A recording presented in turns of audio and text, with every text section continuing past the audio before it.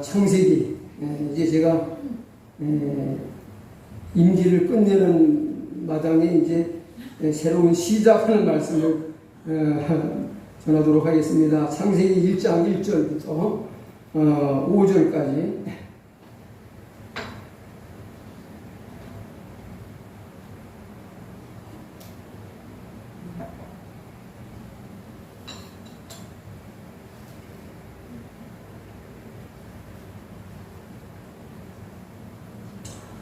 창세기 1장 1절부터 5절까지 우리 교독하겠습니다.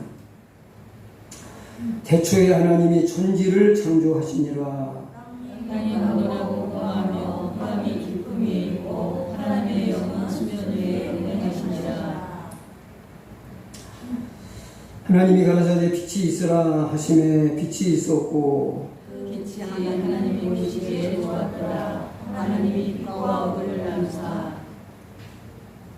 같이 보겠습니다. 빛을 낮이라 칭하시고 어둠을 밤이라 칭하시니라. 저녁이 되며 아침이 되니 이는 첫째 날이니라. 아멘.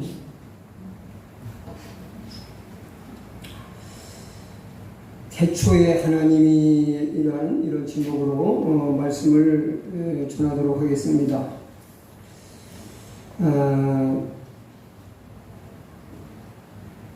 지혜는 들음에서 오고 후에는 말함에서 온다 하는 그런 좋은 글귀를 본 적이 있습니다. 한번 따라서 해보실까요? 지혜는 들음에서 오고 후에는 말함에서 온다. 네, 저는 이 말이 그냥 어딘가에 이렇게 붙여져 있는 것을 너무 그게 마음에 와닿아가지고 이렇게 사진을 찍어가지고 온 것이 어제 이렇게 셀폰을 검색하다 보니까 나오더라고요. 저도 어떤 때는 입이 열려가지고 말을 안 할 때는 뭐 안 하지만 할 때는 또 말을 너무 많이 하는 것 같아요. 말을 너무 많이 하고는 후회가 남아요. 내가 이런 얘기를 왜 했지 주책 없이 하면서 하게 되고 또 이게 정말 좋은 분의 얘기를 들으면은요 마음에 지혜가 남아요. 앞으로 난 이렇게 살아야 되겠구나 하는 지혜가 있는데 정말 이게 성경에 있는 말씀은 아니지만 참 아주 귀한 말씀이다 그런 생각이 들었어요. 여러분 오늘 나눌 말씀을 잘 들으시고 하나님의 지혜와 복을 받으시는 복된 시간 되시기를 바랍니다. 사람이 자기를 낳아주신 부모님을 알아들이는 일이 자녀의 첫 번째 의미라고 생각이 됩니다. 근데 참 그게 쉬운 일 같지만 쉽지 않은 것 같아요. 사람은 다 자기 기준과 자기 입장에 생각하기 때문에 자녀는 젊고 부모는 늙었기 때문에 부모의 몸이 얼마나 힘든지를 피부로 볼 수가 없어요. 제가 요즘 회개를 많이 합니다. 회개를 많이 하면은 연세 많으신 부모님이 힘든 것을 몰라드린 것을 회개해요. 참 내가 불효 자식이었구나 그런 생각이 들어요. 요즘은 또 오래 사시니까 오래 사는 건 좋은데 힘든 몸을 가지고 노구를 이끌고 오래 사니까 이게 오래 사는데 꼭 복인가 그런 생각이 들기도 합니다. 이와 같이 하나님의 자녀인 우리가 하나님이 누구신지를 알고 그의 뜻과 마음을 아는 것부터 이게 시작이 돼야 되고 이것이 하나님 자녀된 우리의 첫 번째 의무다 하는 얘기입니다. 그런데 많은 사람들이 하나님을 잃어버린 채 살아가고 있지요. 근데 성경은 말씀합니다. 네 하나님을 버림과 즉 잃어버림과 내 속에 나를 경외함이 없는 것이 악이요 고통인 줄을 알아라. 우리의 고통이 하나님을 제대로 모르는 데서부터, 하나님을 모르니까 하나님을 두려워하지 않아요. 여기에서부터 우리의 고통이 밀려온다는 거예요.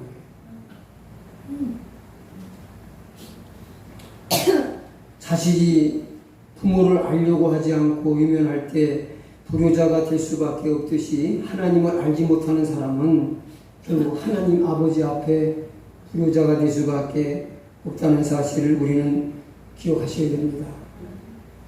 그래서 호세아서 4장 6절에 보니까 내 백성이 지식이 없음으로 망하는도다 하고 하나님의 사람이 탄식해요. 하나님의 사람 호세아의 탄식은 곧 하나님의 탄식이죠. 지식이 없어, 내 백성이 지식이 없어 망한다고 했는데 그 지식이 어떤 지식이겠어요? 예? 그렇죠. 하나님을 아는 지식이에요. 그러면서 6장 3절에 가서 보면은 호세아 선지자는 이렇게 외쳐요. 우리가 하나님을 알자. 힘써 여호와를 알자. 요한복음 17장 3절에 예수님은 영생은고 유일하신 참 하나님과 그가 보내신 자 예수 그리스도를 아는 것이니라 말씀을 했어요. 하나님을 알고 하나님 보내신 예수님을 알면은 영생에 이르는 것은 자연스럽게 된다는 말씀입니다. 하나님을 모르기 때문에 영생을 주시는 하나님을 찾지 않아요. 그 영생의 은혜를 사모하고 원하지 않아요. 이게 인간의 불행과 고통의 시작이다 라고 성경은 말씀하고 있는 겁니다. 자, 오늘 1절 말씀 같이 읽겠습니다. 태초에 하나님이 천지를 창조하시니라. 여기 짧은 한 절 속에 나타나는 중요한 네 단어가 뭐 있습니까? 태초, 하나님, 천지, 창조, 이런 네 단어로 되어 있죠. 이 네 단어가 뭔 말인지 모르겠어 하시는 분은 거의 없을 거예요. 이 단어가 그렇게 어려운 단어라고 생각하지 않으시는 분들이 많을 거예요. 그런데 한 단어 하나하나를 놓고 보면은요, 이 단어가 그렇게 쉬운 단어가 아니라는 걸 알 수 있게 돼요. 이렇게 이 태초를 한번 설명해 봐요. 태초가 언제냐? 태초라는 것은 시간적인 개념 아닙니까? 태초라는 시간이 어느 때의 시간을 말하는 거냐? 설명해 봐. 그러면 말할 사람 별로 없을 거예요. 태초가 언제입니까?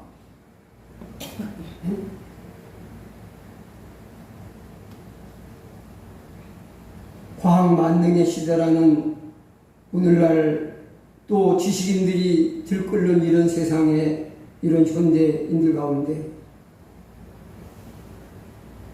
태초가 언제입니까? 정확하게 정리 한번 해보십시오. 설명해 보십시오. 분석해서 이야기해 보십시오. 그러면 거의 다 모른다고 하지 여기에 답을 내는 사람은 없습니다. 태초가 언제인지, 태초라는 단어는 있지만 태초를 정확하게 아는 사람은 없어요. 태초가 과거, 지금부터 몇 년 전의 태초입니까? 그는 사람마다 의견이 분분하지만 그건 알 수가 없어요. 그러니까 이 단어 하나하나가 엄청난 우리가 알 수 없는 비밀과 참 신비함을 담고 있는 단어라는 것을 아셔야 되죠. 그 다음에 하나님은 누구십니까? 두 번째 나오는 단어가 하나님입니다. 하나님이 누구십니까? 하나님을 확실하게 설명해낼 학자가 있을까요? 성직자가 있을까요? 성도가 있을까요? 신앙이 깊은 분, 기도 많이 하는 분, 하나님을 만났다고 하는 분, 하나님을 온전히 설명할 수 있을까요? 하나님이 누구십니까? 한번 자세하게, 확실하게, 아주 퍼펙트하게 한번 설명해 주십시오. 설명할 사람이 없습니다. 저도 못합니다.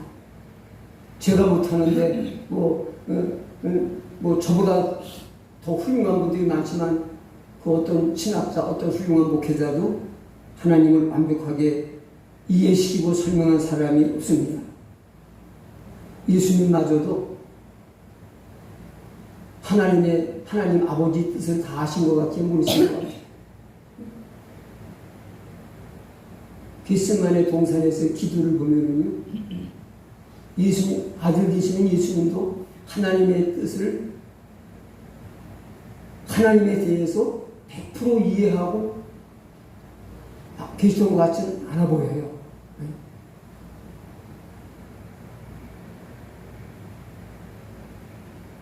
그렇다고 한다면은 불완전한 오늘 요나간 우리들이야 하나님을 안다는 것이 어찌 보면은 오만이죠.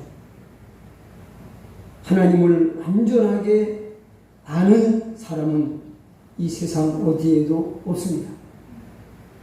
그러니까 이 단어 하나하나가 캐고 들어가면은 굉장히 신비스럽고 어려운 단어예요. 또 한 가지 천지입니다. 천지. 천지가 얼마나 어디부터 어디까지가 천지인지 설명해 보십시오. 그 사이즈가 어떠한지 한번 얘기해 보십시오. 그러면 그거 말할 사람 있어요? 이 지구라고 하는 이 우리가 사는 이 땅이요, 많은 행성 가운데 하나일 뿐이에요. 근데 비행기를 타고 먼 여행을 해보면은 세상에 이 어마어마한 우주 속에 작은 하나의 행성인 지구가 이렇게 넓다니, 그런 감탄이 절로 나와요. 최신 과학 설비를 총동원해서 인간이 관측할 수 있는 가장 멀리 있는 별이 거리가 얼마냐? 200억 광년입니다. 200억 광년. 그러면 이 1광년이 얼만큼의 거리를 말하느냐? 이 빛이 1초 동안에 얼만큼을 가는지 아십니까?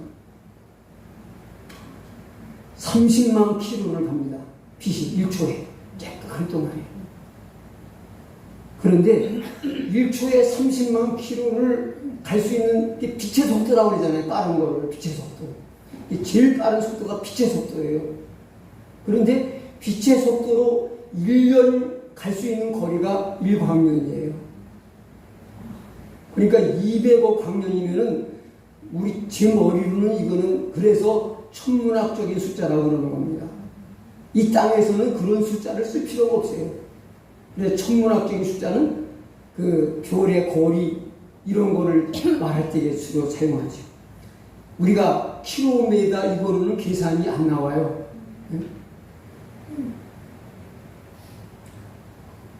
사람이 만들어낸 어떤 그런 최첨단의 우주 망용을 가지고 관측할 수 있는 제일 먼 별이 그래요. 그런데 그게 전부 다 됐습니까? 사람이 관측할 수 있는 별의 거리는 온 우주의 한 부분일 뿐이에요.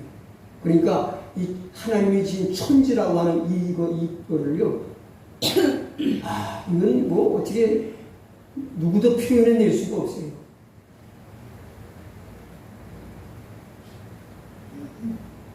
그 다음에 창조.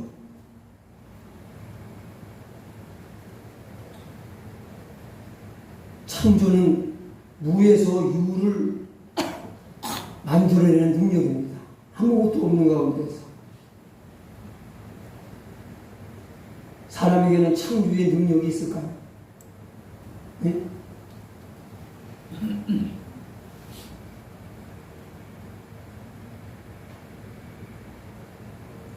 사람에게는 창조의 능력이 없습니다. 자, 보십시오. 내 사지백체, 온몸, 내 것이라면 내 마음대로 할 수 있어야 되는데, 다른 거 몰라도 내 몸은 내 거 맞잖아요. 근데 내 마음대로 돼요. 지금 젊음이 막 펄펄 끓어오르면 자기 마음대로 되는 줄 알 거예요. 그러나 나이가 들수록 내 몸도 내 마음대로 안 되는구나 하는 거를 아주 뼈저리게 느끼고 하기 시작해요. 마지막에 가서는 내 몸도 전혀 내 마음대로 할 수 없는 그런 상황까지 이르게 되죠. 꼼짝 못하고 숨도 쉬기 어려울 만큼 힘든 상황까지 가다가 가는 거예요. 아니 내 거라면 내 마음대로 돼야 되잖아요. 내 마음대로 되는 게 뭐가 있어요? 내 마음대로 될 수 있는 자가 창조자예요. 그 사람은 자기 마음대로 됐다는 사람이 없어요. 그렇게 말하는 사람도 있긴 하죠. 그럼 저 그러고 싶어요. 조금 더 살아봐. 네 마음대로 다 되는 거야. 보세요. 내 머리카락 하나도요. 온몸은 다 말더라도 내 머리카락이 하나하나 휘어지는 거. 이거 하나도 못 막잖아요. 응? 머리카락 하나도 휘고 굵게 할 수 있는 것도 내 마음대로 안 돼요. 응? 저는 다행히 머리가 빨리 안 셔가지고 아직까지 염색이라는 거를 해본 적이 없어요. 그런데 머리가 빨리 휘어가지고 염색을 자주자주 하시는 분 얼마나 힘들까. 그렇게 생각하면 저는 이렇게 안 휘는 머리를 주신 하나님과 부모님께 감사하죠.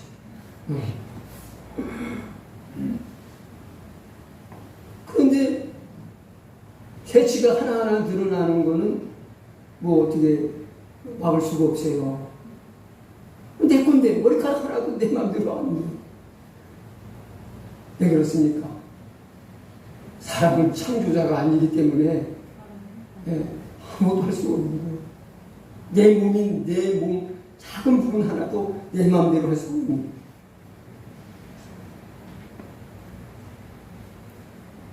과학과 의학이 고도로 발달해 있다 할지라도 사람이 만든 인조뼈는요, 하나님이 사람을 위해 창조해 주신 이 타고난 뼈의 기능을 다 발휘할 수는 없어요.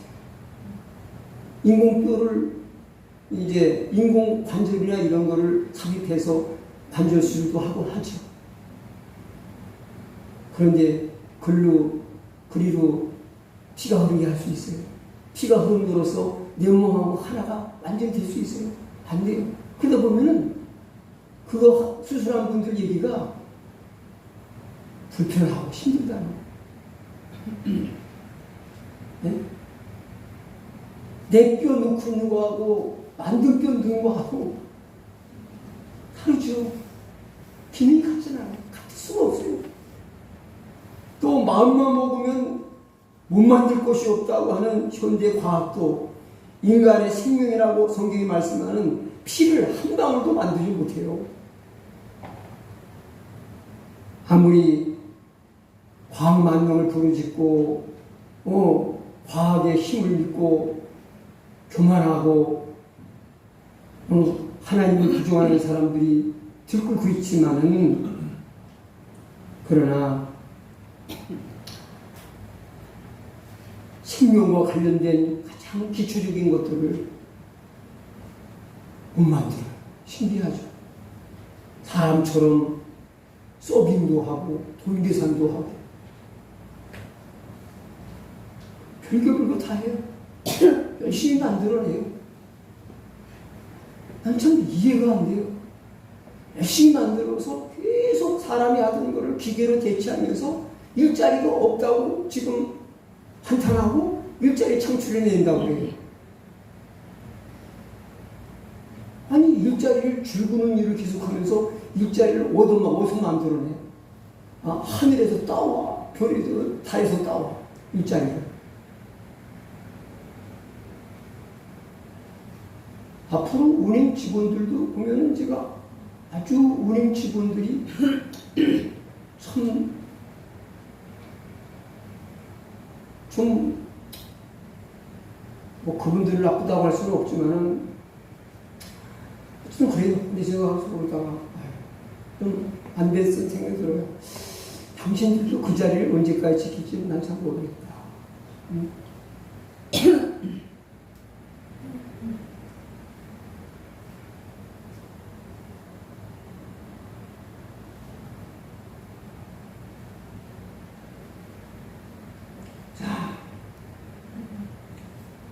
이처럼 인간의 이성으로는 도저히 이해할 수 없는 신비한 네 단어로 이루어진 창세기 1장 1절 말씀 앞에서 우리는 겸손해질 수밖에 없어요.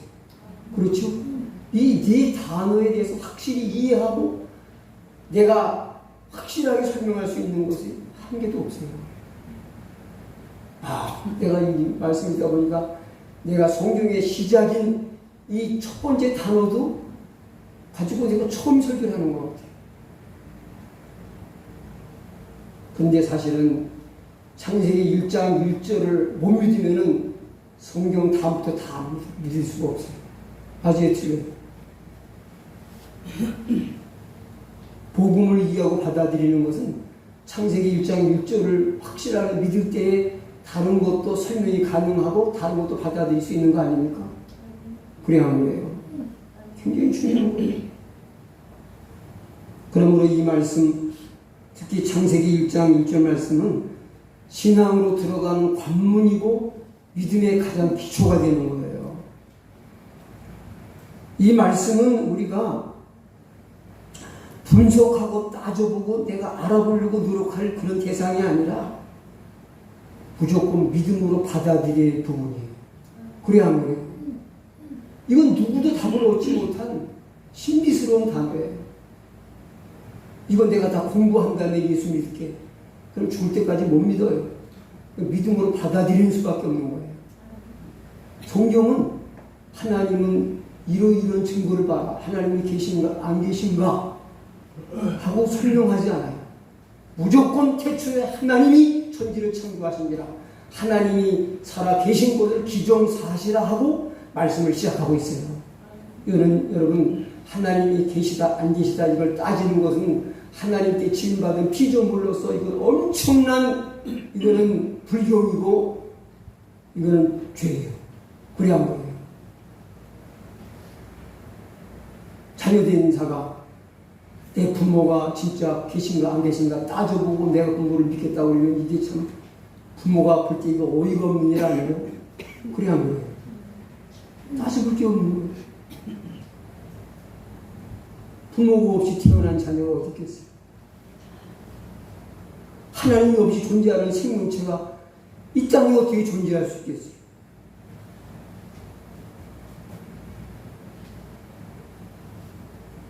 성경의 첫 구절을 하나님 말씀으로 믿느냐 믿지 않느냐에 따라서, 다시 말해서 하나님을 창조주로 믿느냐 안 믿느냐에 따라서 우리 인생의 운명이 달라진다는 걸 믿으시기 바랍니다. 하나님의 창조되심을 믿지 않는 사람에게는 사람은 우연히 태어난 존재일 뿐이고 우리 인간은 스스로 내 인생의 주인 되어서 넉넉히 살아갈 수 있다. 내 인생의 주인은 당연히 나지. 누가 감히 내 인생의 주인이 되겠다고 나서냐 하고 교만할 수밖에 없는 겁니다. 그런데 과연 사람이 자기 인생의 주인이 될 만한 자격과 능력이 있습니까? 한번 생각해 보세요. 내 인생 내가 지켜갈 수 있습니까? 내가 내 인생 멋지게 디자인해서 그대로 이뤄갈 능력이 있어요? 없어요.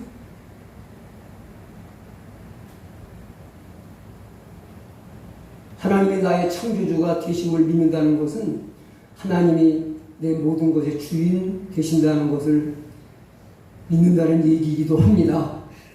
아멘입니까? 서울 S병원에서 용성을 떨치던 유명한 의사 한 분이 계셨어요. 그가 우연한 기회에 건강검진을 받았다가 자신이 암 환자라고 하는 충격적인 사실을 알게 되었습니다. 그것도 암 말기였습니다. 그는 남의 병을 고쳐주면서 명성과 부를 얻고 인생을 즐기는 동안 자기 몸속에 독버섯처럼 퍼지는 암세포가 있다는 사실을 까맣게 모르고 있었던 것입니다. 그의 의사 동료들이 그에게 수술을 시도했지만은 동료들은 열었던 그의 복부를 도로 덮을 수밖에 없었어요. 왜요? 도저히 칼을 댈 수 없을 정도로 암세포가 온몸에 퍼져 있었기 때문에 어떻게 수술할 방법은 없는, 수술하다가 암도로에다가는 뭐 사람이 줄 수밖에 없는 그런 상황이 이르게 되기 때문에 수술을 포기하고 말았습니다. 그로부터 몇 주일 지나서 그는 세상을 떠나고 만 사실이 있습니다. 이게 인간이에요.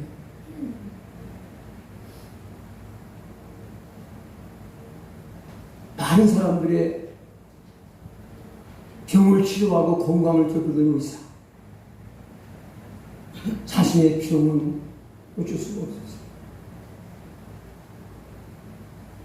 그 의사의 손을 거쳐봤지만 고칠 수 없던 사람도 많이 있었겠지만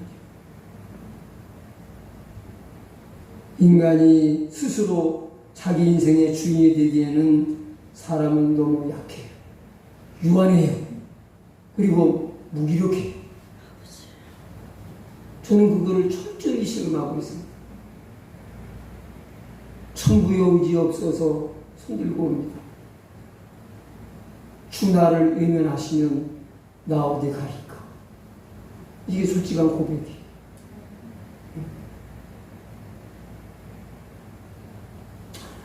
우리가 창세기 1장 1절 말씀을 믿을 때 하나님께서 나의 창조 되심을 믿을 때 우리는 하나님의 말씀을 따를 수밖에 없습니다. 성경이 여러분 뭐라고 생각하십니까? 성경 말씀은 피조물에 대한 창조주의 사용 설명서라고 말씀드릴 수가 있을 거예요. 이 세상에서 만들어내는 모든 제품에는 반드시 그 제품을 만든 제조사가 있어요. 그렇죠? 성경은 거기에 맞는 이런 말씀을 하십니다. 집마다 지은 이가 있으니 만물을 지으신 이는 하나님이시라. 집마다 다 지은 건축자가 있죠.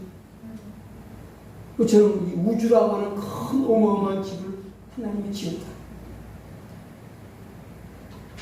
그리고 그 제품을 만든 제조자보다 제품에 대해서 더 잘 아는 사람이 있을 수가 없습니다.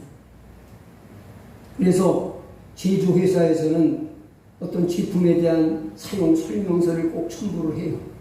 요따만한 이어폰 하나를 사도요. 무선 이어폰을 사도 거기 사용 설명서가 들어가 있어요. 그걸 읽어야만이 올바르게 사용을 할 수가 있어요. 얼마 전에 제가 그런 말씀 드린 적이 있죠. 불교의 유명한 고승들,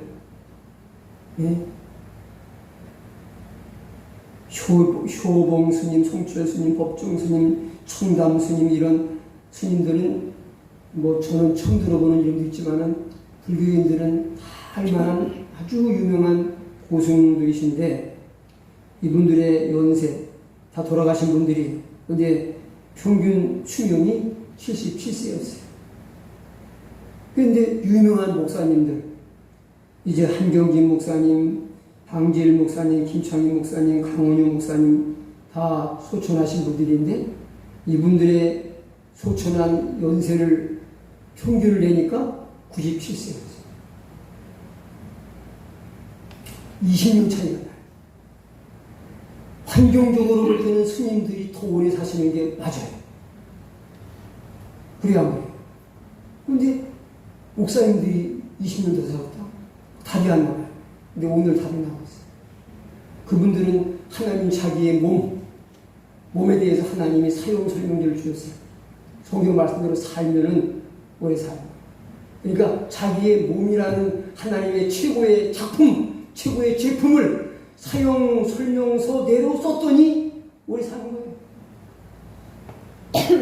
똑같은 시간대에 차를 빼도 그 제품 설명서를 보고 그 사용 설명서대로 잘 쓴 사람은 5년을 타도 깨끗해요. 네. 지금 저희 그 교회 차가 나이가 많이 들었어요. 사람으로 말하면 한갑 해먹을 나이도 넘었어요.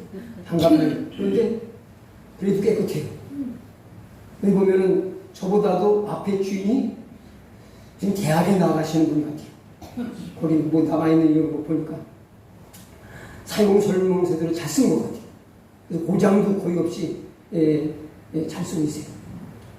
사용 설명 잘 쓰니까 사고도 없이 이렇게 잘 썼고 또 나도 좀 깨끗하게 쓰고 많이도 안 쓰고 그러니까 많이 안 망가지고 그거예요. 그게 답이에요. 왜 건강식품 드시고 공기 맑은 곳에서 좋은 마시면서 사시는 스님이 목사님들보다 그것도 지병이 있으신데도 김창희 목사님이나 한교기 목사님 이분은 청년 때 폐결핵을 앓아가지고 골골하던 분이고 돌아가실 때까지 김창희 목사님은 여기다가 이런 큰 컵을 하나 항상 놓고 설교를 하셨어요. 왜? 계속 가래와 각효를 감시하셔가지고 그걸 뱉지 않으면 설교를 못해요. 그 정도로 약골이신데도 96생을 하셨어요. 이게 신기하잖아요. 그 몸을 가지시고 참 90세 사신다는 게 신기해요. 그건 뭐예요? 하나님의 사용 설명서대로 사니까 왜 사십니까?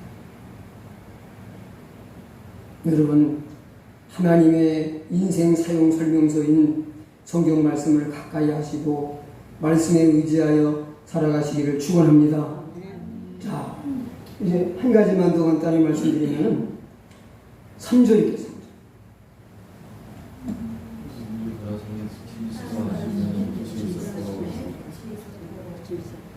빛이 하나님 보시기에 좋았더라. 아멘. 창세기 1장 하나님 창조의 장을 보게 되면은 이런 패턴으로 계속 창조의 역사가 이루어지고 있어요. 그렇죠? 우리는 집 지으려고 하면 집을 관두고 강아지 집을 하나 짓는다고 해도 연장을 끊어. 아니, 강아지 집은 관두고 액자를 하나 걸어도 드릴을 꺼내오고 못을 찾아오고 그냥 가지고 동원하는 게 많죠. 그리고 시간도 끌고 소리도 내고 날 법석을 치면서 뭘 해요. 근데 하나님은 이 어마어마한 우주와 우주 중에 꽂힌 사람을 지으면서 이렇게 법석 떨고 수선 떨지 않으시면서 순전히 뭐만 가지고 하세요? 말씀으로 하세요. 빛이 있으라 하시네 빛이 있었고. 여러분, 이 말씀에서 여러분 깨달아지는 게 뭐예요? 예? 예? 그렇죠. 말씀의 능력. 우리는 이 하나님 말씀의 능력을 과소평가하면 안 돼요. 우리가 하나님 말씀을 가볍게 여기건 무시하던 상관없이 하나님 말씀은 그대로 이루어집니다. 천지는 변해도 그 말씀은 1.1획도 바뀌지 않고 그대로 성취될 거예요. 그래서 누가복음 1장 37절에 보면은 대저 하나님의 모든 말씀은 능치 못하심이 없느니라. 주려 11장 3절에도 보면은 믿음으로 모든 세계가 하나님의 말씀으로 지어진 줄을 우리가 압니다. 우리 믿음의 사람들은 모든 세계가 하나님의 말씀으로 지어진 것을 알고 믿고 있다는 거예요. 그게 믿음의 사람이에요.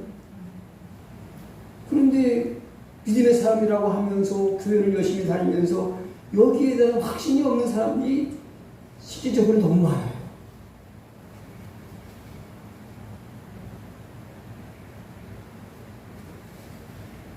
우리는 3절 말씀을 통해서 하나님 말씀이 능력이다.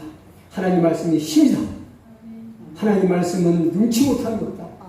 하는 확신을 가지시고 진리의 말씀을 가까이 하시고 기도의 자리를 가까이 하시는 여러분들 다시 되시기를 주의 이름으로 축원합니다. 우리 끝으로 성경 말씀 한 구절 찾아보겠습니다. 시편 83편 84편 3절.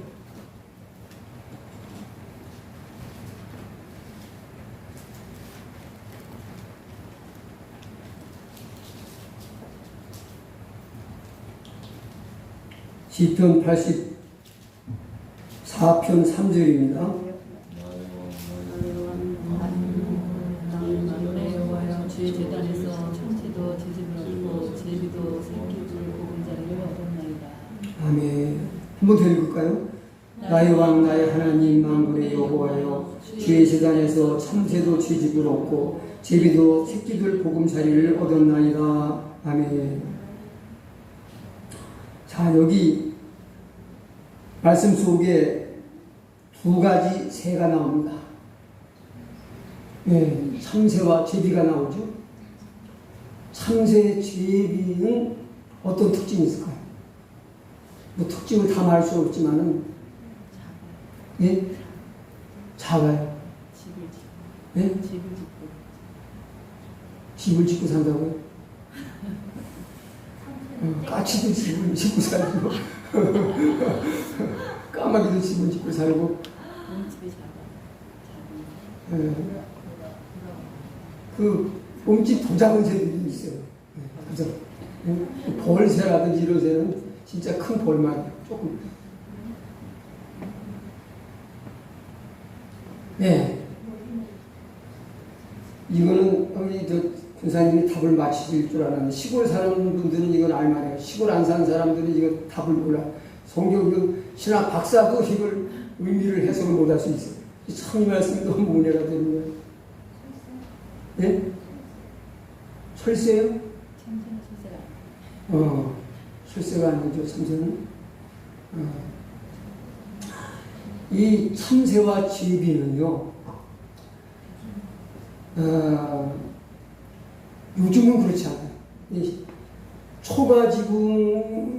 초가지붕 집에서 산 사람들은 알아요.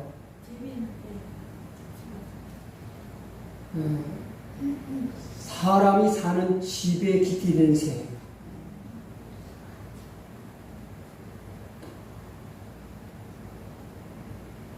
옛날 초가지붕을 집에서 사신 분들은 그걸 다 기억할 거예요. 제비가 집에다 깃드는 건 아시죠? 사람 집에다가. 네? 네, 처마미 새 짓잖아요. 참새도 그렇습니다. 참새도 지금은 안 그래요. 지금은 집집대가 없어요. 근데 옛날에는 초가 지붕은 계속 지붕을 해다 보면은 지붕 두께가 막 이래요. 그럼 밑에다가 구멍을 파고 들어가요. 그래서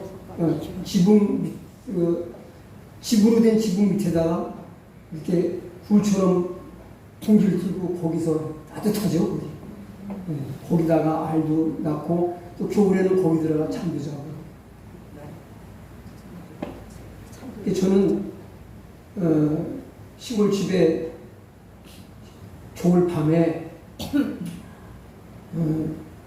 사람들이 와서 계세요 그래요. 누구세요 그러면요 동네 청년들이 새 좀 잡으러 왔어요 그래요. 우리 집에 지붕에 손 넣어가지고 참새 잡으려고 밤에 중간에 겨울이면은 뭐 한 주에 한 번씩은 새 잡는 청년들이 와요 집에.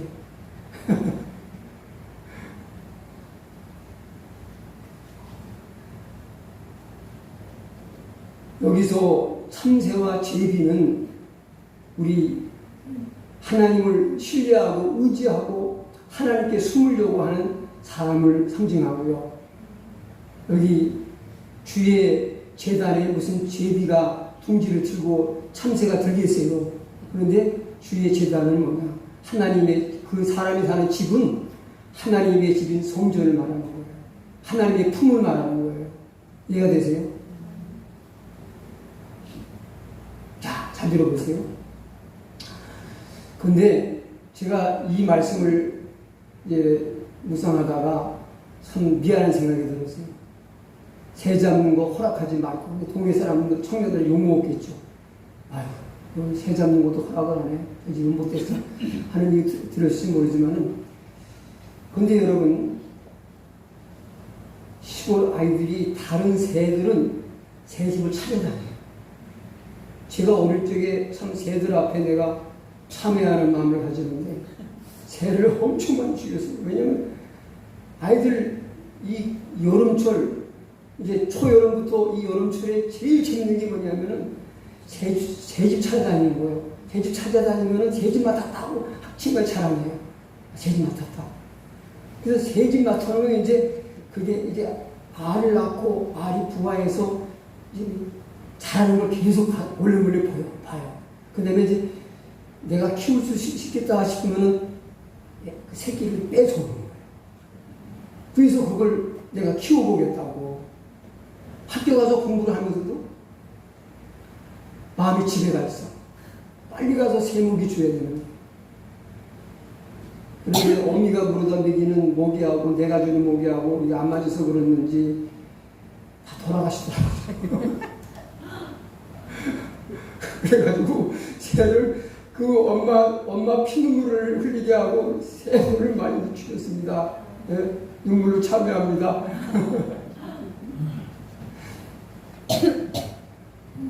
그런데 우리 집에도 제비들이 해마다 집을 줬어요. 근데 계속 막 제비집 지면 깨끗해요.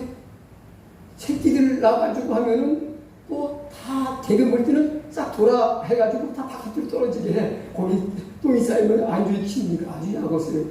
그래가지고 그거 막 똥받치도 해줘야 되고 막 힘들어요. 그런데 제비는 보호하고 안 건드려요. 제비 새끼는 키우려고도 안 해요. 신기하죠? 뭐냐? 봐라. 너희들도 제비가 너희 집에, 이게 제비는 왜 이렇게 해석하는 분들이 있더라고요. 사람이 제비는 왜 안 잡냐? 사람을 믿어주기 때문에 안 잡는다는 거예요. 사람은 우리를 해치지 않아.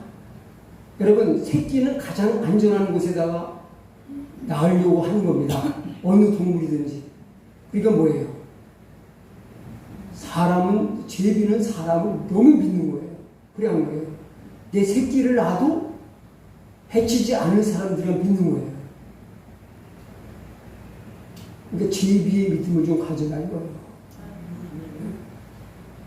아니, 너희도 너를 믿고 너희 집에다가 집을 짓고 새끼를 낳는 제비를 해야지 않잖아. 보호해주잖아.